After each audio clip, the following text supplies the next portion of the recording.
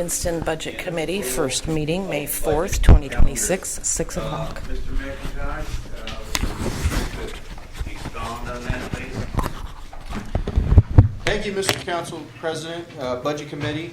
Good evening, members of the audience. So this is our first Budget Committee meeting. The goal of this meeting is to pass out this big binder with lots and lots of numbers in it and send you folks away with that data, those numbers, which constitute how all areas, operational aspects, personnel are being balanced for this upcoming year. Our second Budget Committee meeting will be on May 11th at 4 p.m. at the Community Center, and that is our opportunity to go through thoroughly each department, all the numbers, all the line items, and essentially dissect how the budget is being balanced. But first and foremost this evening, Mr. President, the election of officers. That is correct. We need to nominate for a chair, vice chair, and a secretary. Do I have any motions for a chair? I nominate Steve Johnson. I second, if I can. All in favor? Aye. Would you just elect me too? You have to serve the call. Okay. Chair, that's chair, and basically what the duty of that is you call it to order and turn it over to Ann. Yeah. Okay? Okay. And then the second part is vice chair. Do we have a nomination? I nominate Bill Ludlow. Oh, Second. see, there's nobody. I second it. Well, I can't Point, second it, that's right. yes, point of order. I second. Yeah. All in favor? Aye. Aye. You get the assistant person, provided. Okay. And last but not least is the secretary. Do I have a nomination? Or I nominate Mr. Schneider. Second. all in favor? Aye. Done. Now, adoption of the rules. Mr. McIntosh, is there any adoption of the rules if necessary? If, by virtue of this body, if you feel to cap public comments at 2, 3, 5 minutes, if you feel that there's some necessary rules you need to implement, you can by all means discuss those and pass a motion to that effect. There's going to be quite a bit of debate. I'm wondering about more than 3, but that's just my opinion. 3 minutes seems a little narrow, but then again, 5 minutes, 5 is a lot. But then again, some of the people are going to be pretty passionate about what they got to say. Mm-hmm. What if we compromise that and make it 4? Okay. But Compromise. by the board's action, they can extend the person that's speaking's time, correct? I mean, 3 minutes is the standard for city council meetings, Right. correct? Yeah. I just knew that people are going to be a little, we're going to have questions. You know, actually, if anybody shows up.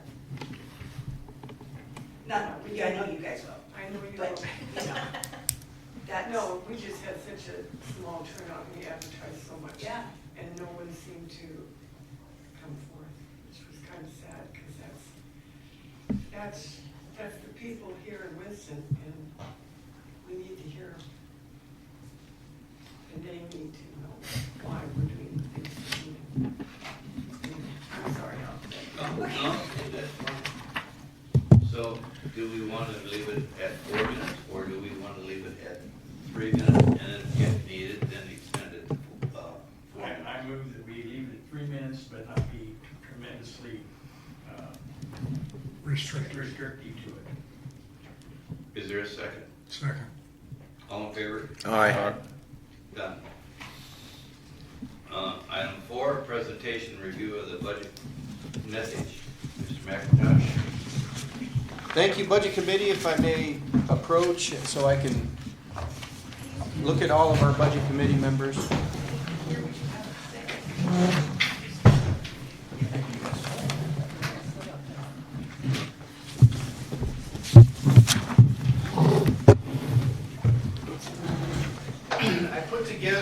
budget message for you as we traditionally do every year.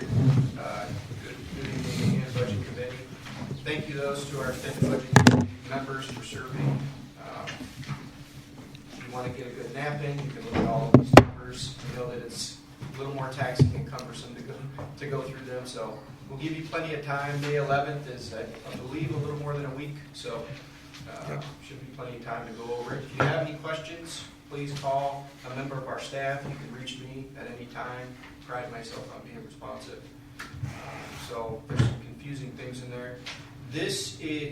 Last year we did somewhat of a nominal tutorial. Now our council are used to kind of looking at these line items. It is a standard line item setup, but it's separated into different budget areas and 3 different areas within those budgets. Personnel, our salaries for our full-time employees. The second area is materials and services. These are the more day-to-day operational aspects, expenditure line items to take care of running the city in a day-to-day aspect. And then the third area is capital projects, which is large expenditure items like vehicles, equipment, large projects, infrastructure projects. So with that being said, if you've had a chance to just glance through this budget message, it's right after your agenda. 2026, 2027, May 4th. Budget message, and it's 3 or 4 pages. It's a little longer than you normally see. I spent a little more time on this because I wanted to give you some visual aids. So not just because we want to put pretty things in here, but because we want to really visualize the different areas in the budget that really we should call attention to.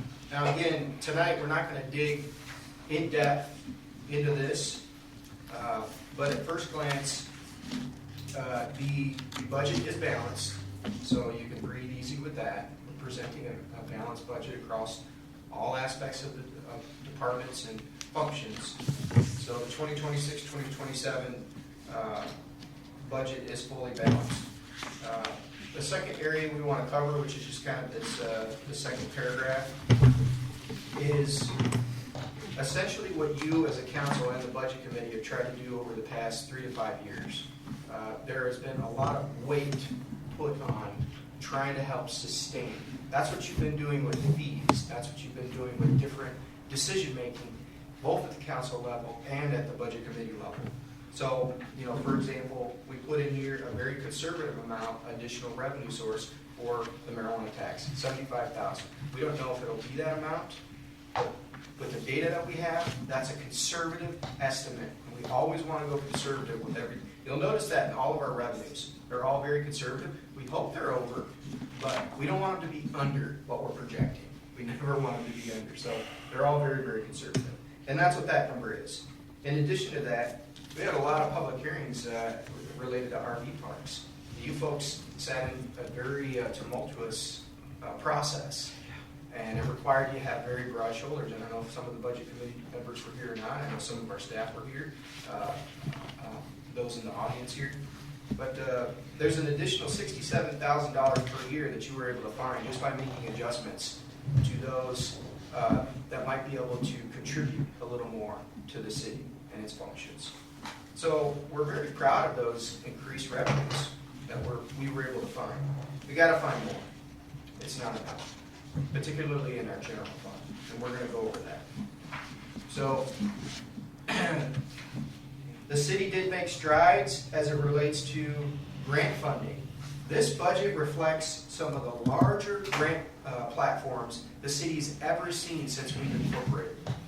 Okay, so we've had this carte blanche line item for the siphon of $4 million. The reason why we had a $4 million line item in the sewer for the past 2 years is the program allows for 50% principal forgiveness up to $2 million. So we wanted to take advantage of that $2 million, so naturally you draw a logical conclusion of going $4 million. We knew based on estimates that it would be an expensive project. We now are on the other side of agreeing with DEQ by virtue of grant agreement, so we know the specific amount is $3.6 million, and that will be carried out this year. That is a substantial project because it's both environmental focused and it's long-term sustainability focused in terms of We turn that project over, then we don't have to worry about it anymore. It's more than 50 years old, and it collects all the wastewater for the city. By terms of sheer volume of conveyance of how much wastewater goes through there, significant project. But the amount that we're spending on it and the amount that we got the grant for is more than the city's ever seen. So it constitutes a significant success. Now we just got to complete it. We got to get it done, which we'll do this year. It may spill over into the following fiscal year. Andy can speak on that. But the other one is the Business Oregon grant that this one was very, very unique. We had to go to our legislators, Court Boyce and David Brock Smith, Senator Smith, and Virgil Osborne, and we had to ask for help because we have development in the Brockway 42 direction.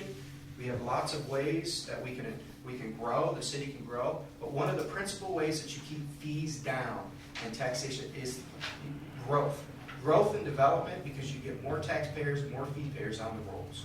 So we've really tried to go out and get some assistance. We were approved for this grant, House Bill 2005, page 21. It's a 48-page bill. We had to find Winston's little one line in there. We're giving you $946,000, so almost $1 million. So it was a big heyday when we found that. But we have that factored into this budget on the revenue and expenditure side. There's no match or principal forgiveness to that. It's just fully forgiven. They're giving it to us. So that's substantial. I don't know if that'll be everything we need to do that project, but we're certainly going to go about it the most cognizant way we can, pragmatic way. So those are two huge grant programs that are in this budget. So the total budget, as proposed to you, you're looking in your budget book, $17,851,336. That is up from last year's $16,691,934. That's a total increase of $1,159,402. This constitutes a 6.9% increase.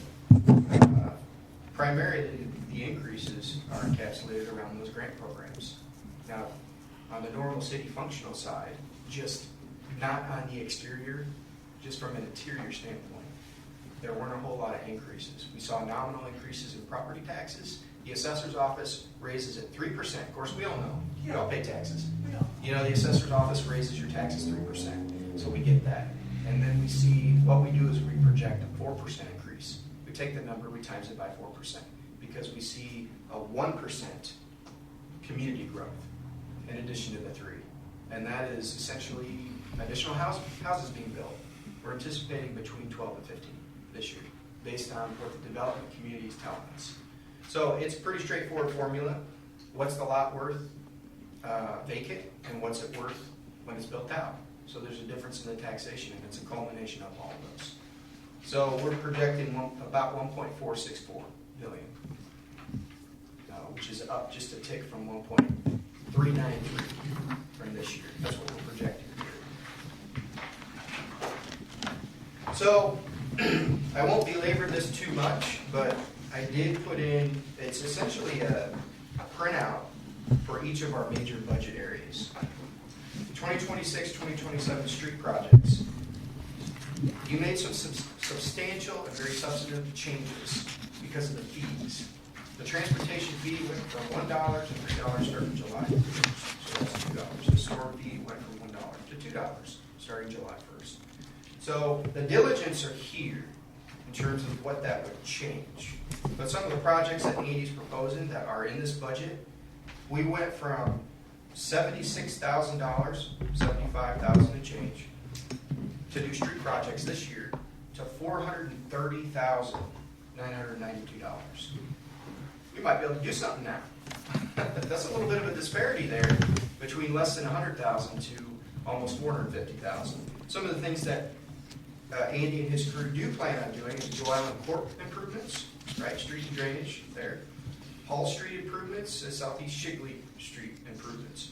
All very deteriorated areas, subgrade in every aspect, and just they need a lot of work. They're tier 1 high severity projects. Moving down, you can see I added some, we all love visual aids, I added some pie charts in here. I like looking at them anyway, it really helps me visualize and break things down.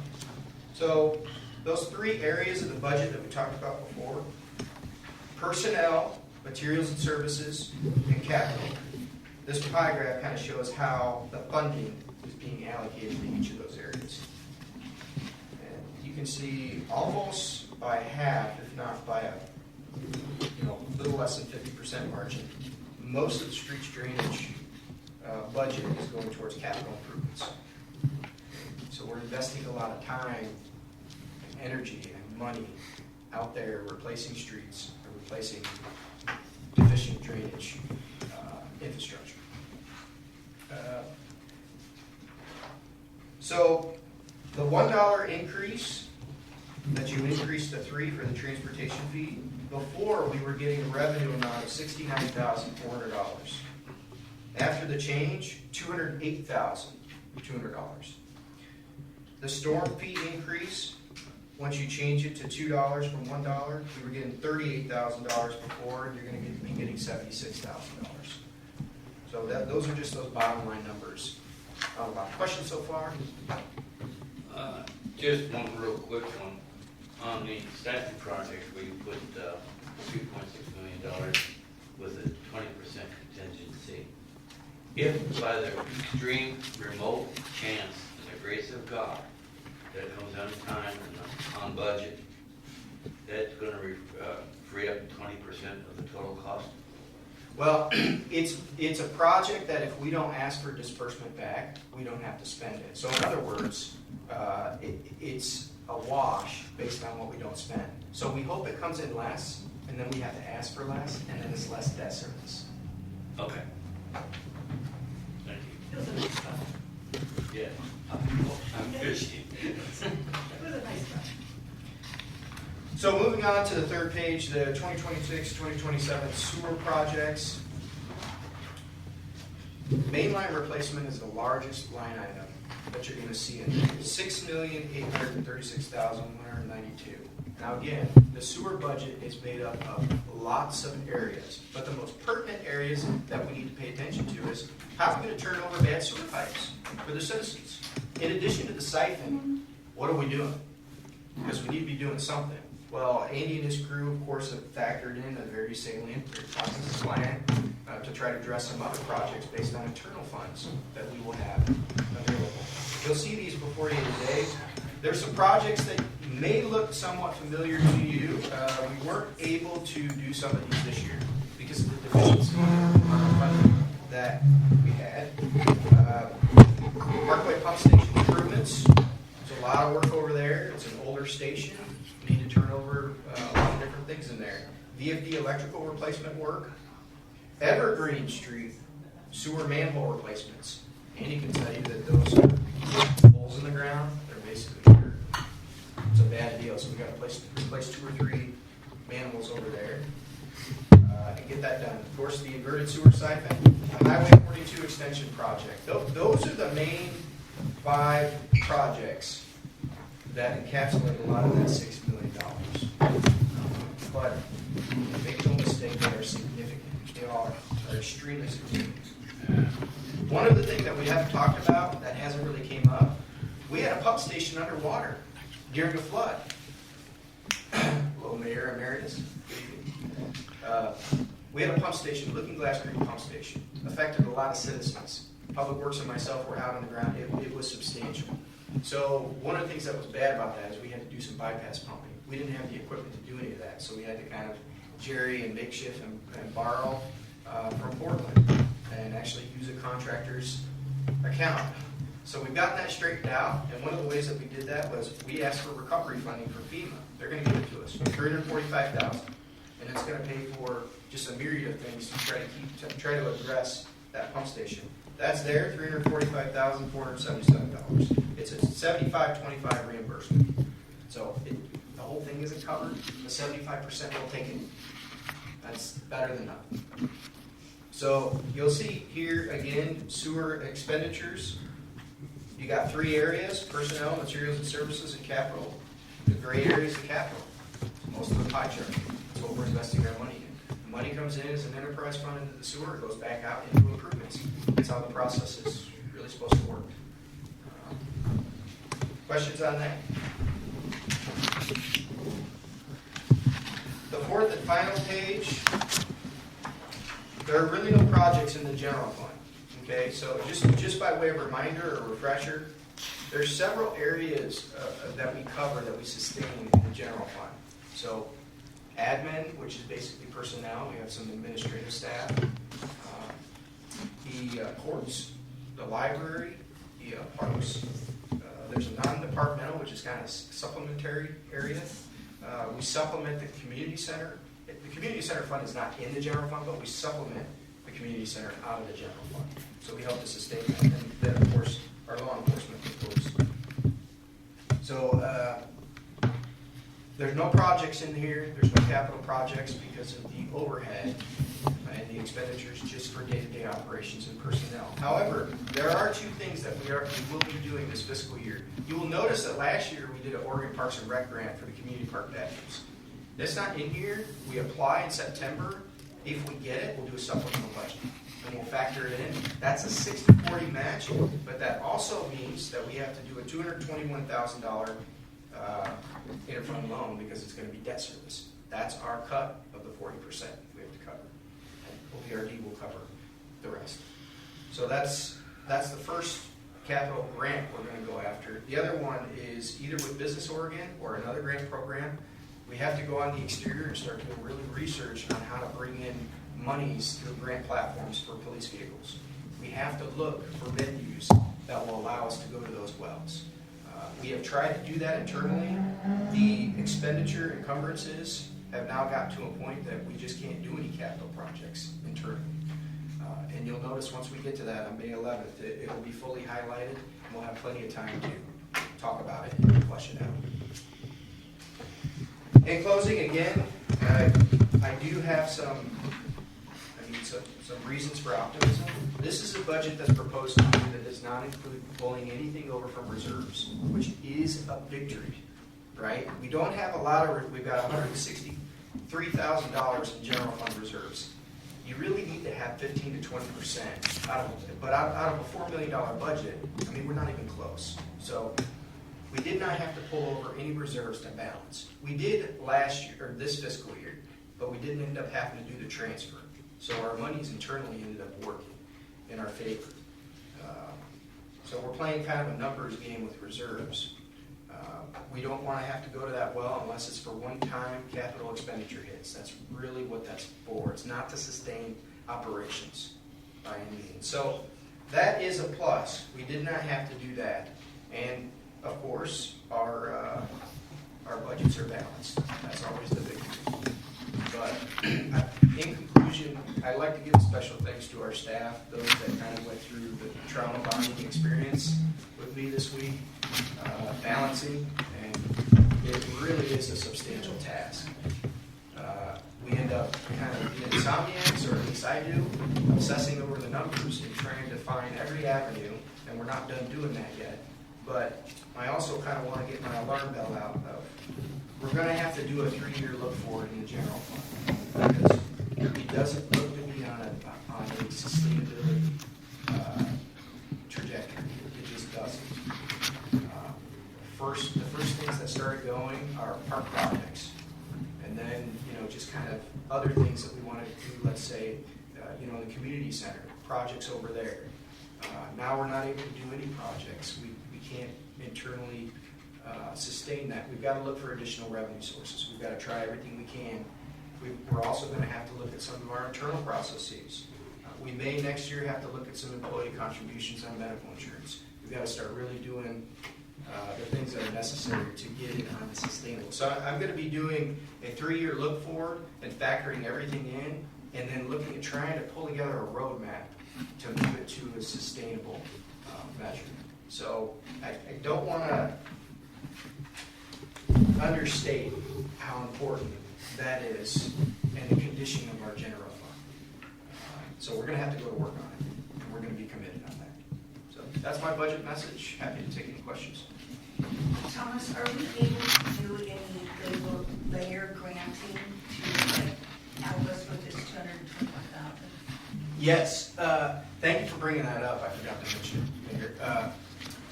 The Oregon Parks and Rec Department, they have 3 main grant programs. The first one is the OPRD grant, the second one is the Oregon Land and Water Conservation.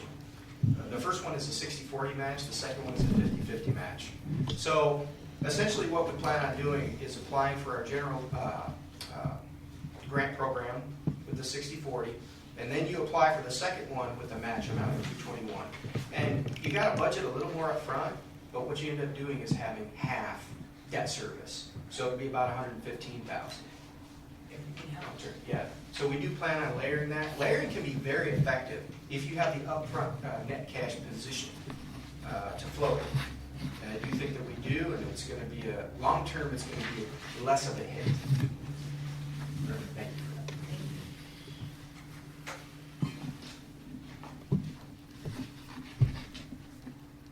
No questions? Not What we'll today. Take a look at is the review of the budget calendar and confirmation of the next budget. Very first page. Is there any additions, deletions, corrections, or anything on the budget calendar? I'll likely be late on the 11th. On the 11th, Correct. next Monday. Next Monday at 4 p.m. I will likely be Late or leaving? late. Late, oh yeah, you have a job. Correct. And I'll be late on the 14th because if necessary. If necessary. Correct. Is there any additional deletions? If not, we will move to the URA agenda. Election of officers on the, well, first of all, call to order by myself here. We're ending the city budget, and now I'm opening it up to the URA budget. We elect the same officers for the URA budget. Second. All in favor? Aye. So done. So that takes care of the chair, the vice chair, and the secretary. Nice job. Is there any adoption of the rules if necessary? None. Presentation review of the budget message. And I will turn that over again to the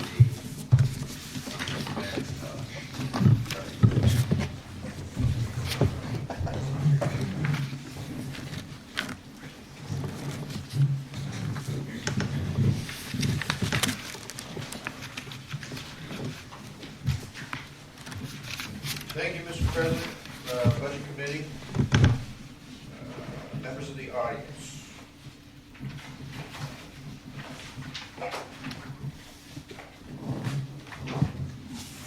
The Urban Renewal Agency budget. Yep, it's this gray, dark gray one.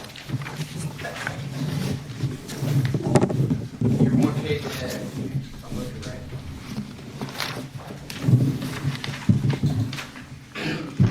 So the Urban Renewal Fund, this will be a very brief budget message, is balanced as well, and it is in a very healthy position. The reason it is in a healthy position, and we want the Budget Committee and our Urban Renewal Board to really understand this, because we're going to try to address it by virtue of some of our revenue initiatives, additional revenue initiatives. When our urban renewal plan was put into place in 2006, it created a frozen period.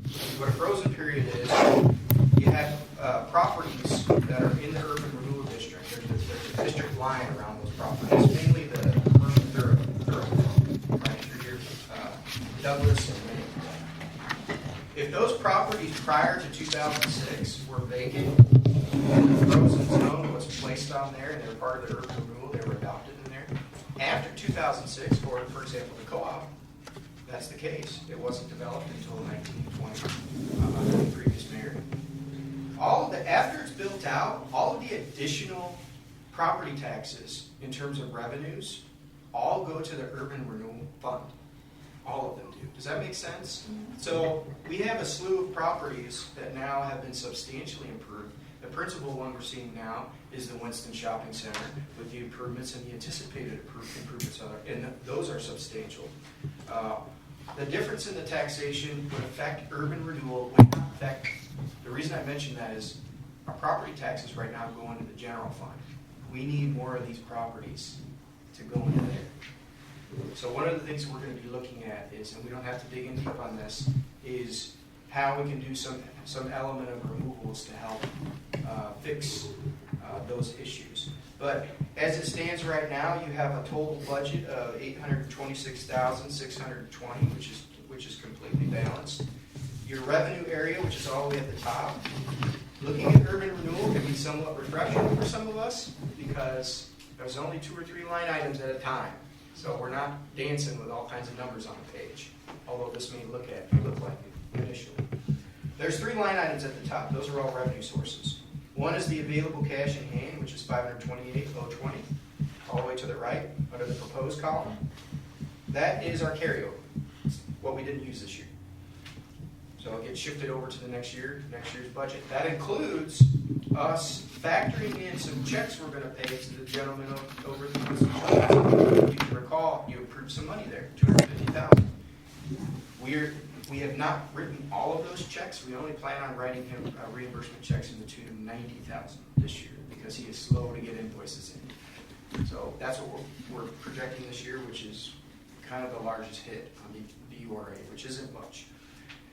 The taxes collected, $298,000 we're projecting, and that's with the calculation we do internally.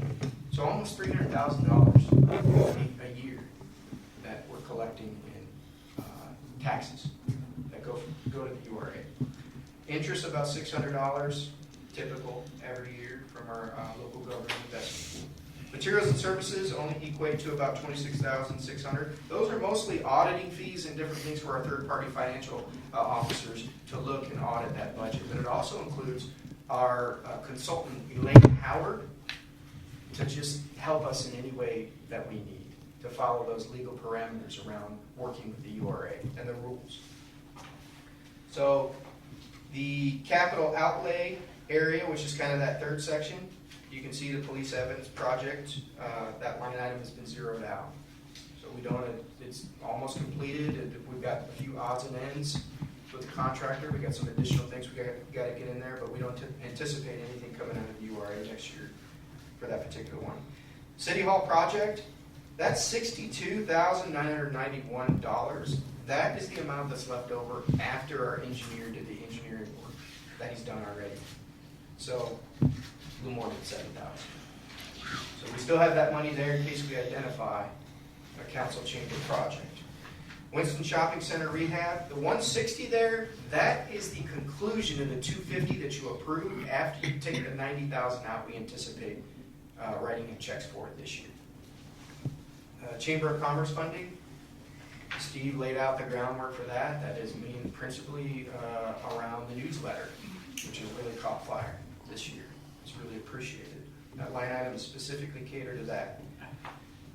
Other than those line items, we don't have any other projects that have been identified. So your other project line item is everything else you have in the URA, which is essentially $502,029. No debt service, no bonds, no interest.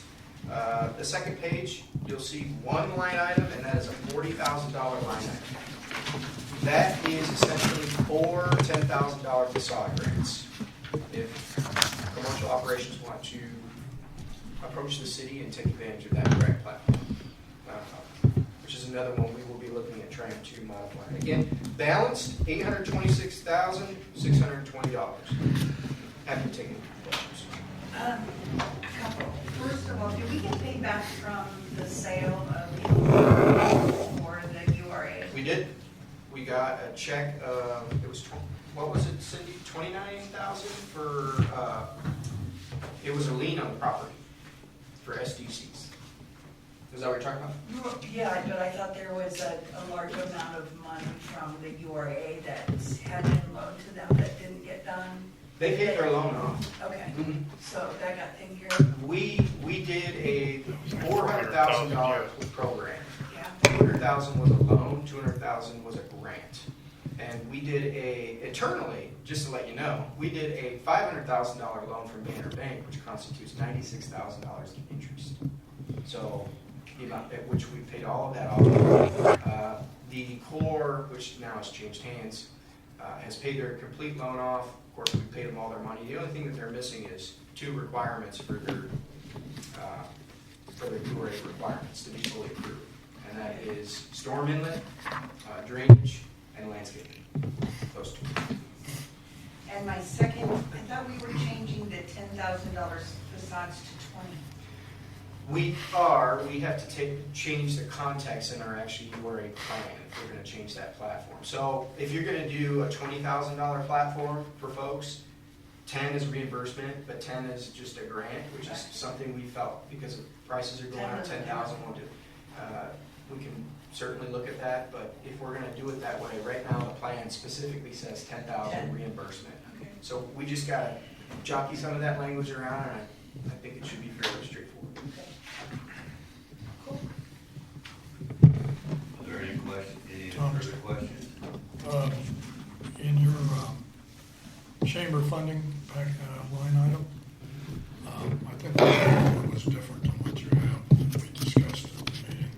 Oh, And I don't have my notes and stuff with me, but maybe we can talk about it later. sure, you have to let me know what that is. If I remember correctly, wasn't it raising it from 27,000 to approximately $38,000? 38, yeah. 22 to 30, we have 35 in there, easily we can rectify that. Yeah, okay.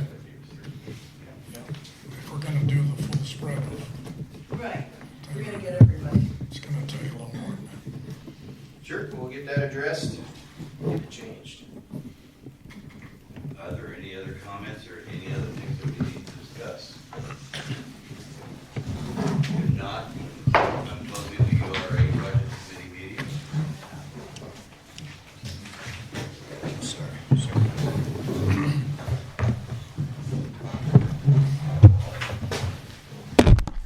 Meeting adjourned, 6:37.